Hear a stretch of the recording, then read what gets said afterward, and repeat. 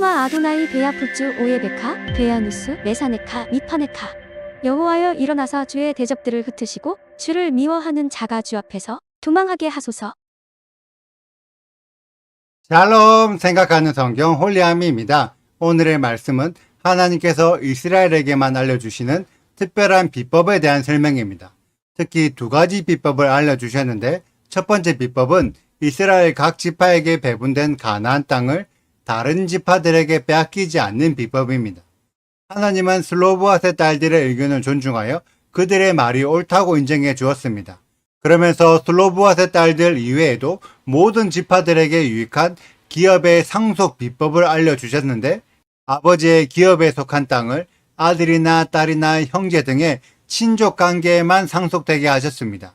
그리고 이 상속의 비법은 희년의 법과 연결되어 각 지파에게 배분된 땅의 경계는 각 지파 안에서만 상속되지 다른 지파에게로 넘어갈 수 없게 하셨습니다. 예를 들어 유다 지파에 속해 있는 땅을 당장 돈이 없어서 다른 지파 베냐민 사람에게 팔 수는 있습니다. 하지만 희년이 되면 땅은 원래 주인에게로 돌아가기 때문에 다시 유다 지파의 소유가 됩니다. 혹은 고엘 제도를 통해 다른 지파 베냐민 사람에게 담보로 넘어간 땅이 있다면 유다 지파의 친족들이 그 땅을 대신 사주어 원래의 주인에게로 돌아가게 해야 합니다. 그러다가 유다 지파 사람이 죽어서 땅을 상속하게 될 때에는 유다 지파의 친족 안에서만 상속을 받을 수 있습니다. 다른 지파 베냐민 사람은 유다 지파의 땅을 상속받을 수 없다는 거죠. 이 내용이 민수기 36장에 기록되어 있어서 므낫세 지파의 슬로브앗의 딸들은 같은 므낫세 지파의 남자와만 결혼하여 므낫세 지파 안에서 그 땅이 보존되게 하셨습니다. 므낫세 지파의 땅이 다른 지파로 넘어갈 수 없도록 법적으로 막으신 거죠. 이것이 하나님의 비법입니다.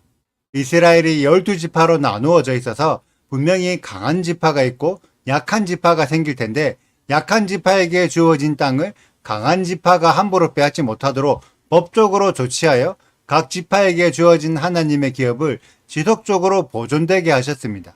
물론 나중에 이스라엘의 어리석음으로 각 지파에게 주어진 자신들의 기업을 제대로 지키지 못했지만 분명히 하나님은 약육강식의 세상의 원리 속에서도 하나님의 기업을 보존할 수 있는 비법을 알려주셨습니다. 물론 이것을 지켜내는지 못 지키는지는 사람들에게 달려있지만 사전에 법적 조치를 마련하므로 법만 지킨다면 기업도 지킬 수 있게 하셨습니다. 그리고 또 다른 비법은 땅뿐 아니라 말씀도 상속되게 하셨습니다. 그래서 하나님은 모세가 죽고 난 이후에 이스라엘이 가나안 땅에 들어가더라도 모세의 말씀을 상속한 여호수아를 통해 하나님의 말씀이 지속적으로 유지되게 하셨습니다.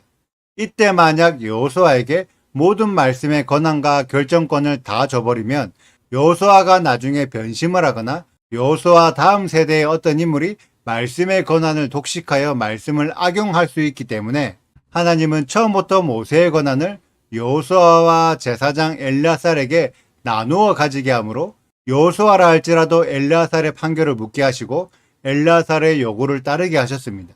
그래서 사사와 제사장은 서로가 서로를 견제하면서 하나님의 말씀을 균형 있게 유지하여 지킬 수 있게 하셨습니다. 이것이 하나님의 비법입니다.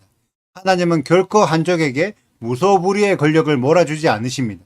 한쪽이 모든 권한을 독식하게 되면 분명히 그에 따른 부작용이 생기게 됩니다.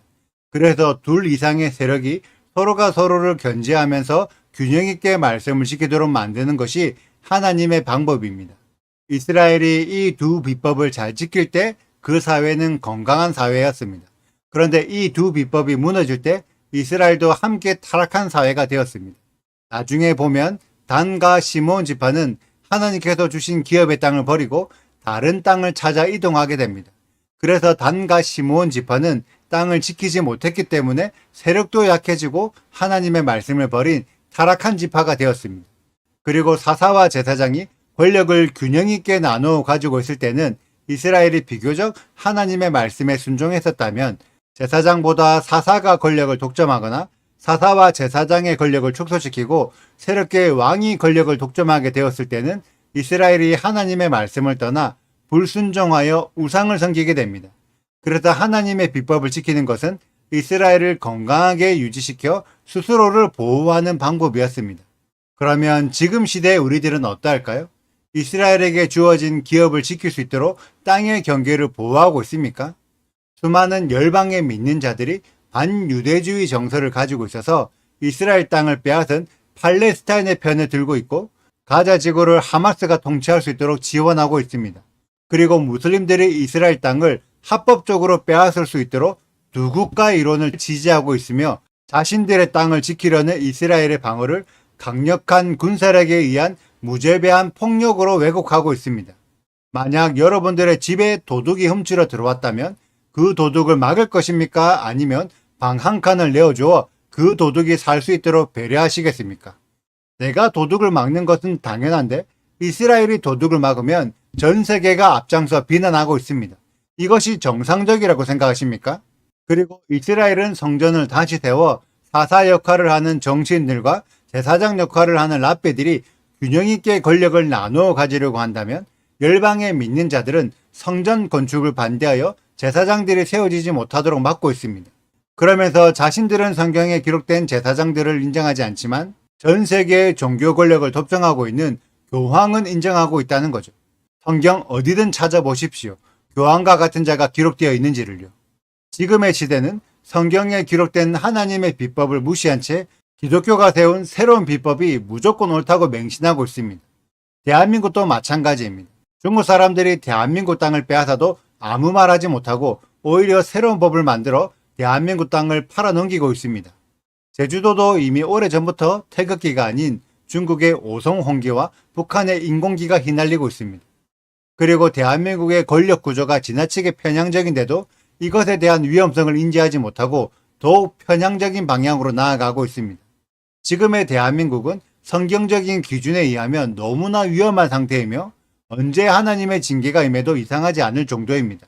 그래서 저는 대한민국에 올바른 법이 세워지기를 기도할 수밖에 없습니다. 이 기도에 여러분들이 동참해 주시길 바랍니다. 하나님의 비법이 무너졌을 때 이스라엘이 타락하여 징계를 받아야 했던 것처럼 대한민국도 법이 무너지면 모든 것이 무너지게 되고 하나님의 심판이 임할 수밖에 없습니다. 저는 이미 이러한 부분들에 대한 하나님의 경고를 여러 번 받았습니다. 그래도 홀리아미 가족들에게도 올바른 법을 지켜야 한다고 전하고 있는 것입니다. 오늘의 말씀을 통해 하나님께서 원하시는 하늘의 공동체가 어떠한 모습인지를 깨닫는 우리 홀리아미 가족들이 되시기를 축복합니다. 오늘의 영상은 여기까지입니다. 오늘의 말씀을 읽으시고 질문이 있으시다면 언제든지 댓글로 남겨주세요. 오늘도 감사합니다. 샬롬! 여호와께서 모세에게 말씀하여 이르시되 슬로브앗 딸들의 말이 옳으니 너는 반드시 그들의 아버지의 형제 중에서 그들에게 기업을 주어 받게 하되 그들의 아버지의 기업을 그들에게 돌릴지니라. 너는 이스라엘 자손에게 말하여 이르기를 사람이 죽고 아들이 없으면 그의 기업을 그의 딸에게 돌릴 것이요 딸도 없으면 그의 기업을 그의 형제에게 줄 것이요 형제도 없으면 그의 기업을 그의 아버지의 형제에게 줄 것이요 그의 아버지의 형제도 없으면 그의 기업을 가장 가까운 친족에게 주어 받게 할지니라 하고 나 여호와가 너 모세에게 명령한 대로 이스라엘 자손에게 판결의 규례가 되게 할지니라. 여호와께서 모세에게 이르시되 너는 이 아바림 산에 올라가서 내가 이스라엘 자손에게 준 땅을 바라보라. 본 후에는 내 형 아론이 돌아간 것 같이 너도 조상에게로 돌아가리니 이는 신 광야에서 회중이 분쟁할 때에 너희가 내 명령을 거역하고 그 물가에서 내 거룩함을 그들의 목전에 나타내지 아니하였음이니라. 이 물은 신 광야 가데스의 무리바 물이니라. 모세가 여호와께 여짜와 이르되 여호와 모든 육체의 생명의 하나님이시여 원하건대 한 사람을 이 회중 위에 세워서 그로 그들 앞에 출입하며 그들을 인도하여 출입하게 하사 여호와의 회중이 목자 없는 양과 같이 되지 않게 하옵소서. 여호와께서 모세에게 이르시되 눈의 아들 여호수아는 그 안에 영이 머무는 자니 너는 데려다가 그에게 안수하고 그를 제사장 엘르아살과 온 회중 앞에 세우고 그들의 목전에서 그에게 위탁하여 내 존귀를 그에게 돌려 이스라엘 자손의 온 회중을 그에게 복종하게 하라. 그는 제사장 엘르아살 앞에 설 것이요 엘르아살은 그를 위하여 우림의 판결로서 여호와 앞에 물을 것이며 그와 온 이스라엘 자손 곧 온 회중은 엘르아살의 말을 따라 나가며 들어올 것이니라. 모세가 여호와께서 자기에게 명령하신 대로 하여 여호수아를 데려다가 제사장 엘르아살과 온 회중 앞에 세우고 그에게 안수하여 위탁하되 여호와께서 모세에게 명령하신 대로 하였더라. 구독과 좋아요를 눌러주세요. 그리고 알림 설정도 해주시고요.